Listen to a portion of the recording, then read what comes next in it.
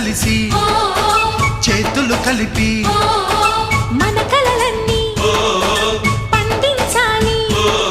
ఒక చోట పుట్టని కోడళ్ళు అయ్యారు అమ్మకే కూతుళ్ళు. త్వరలోని ముద్దుగా పుడతారు ఈ తాత పోలికల మనవళ్ళు. ఈ సంతోషాలు సరదాలే మా పండుగలు.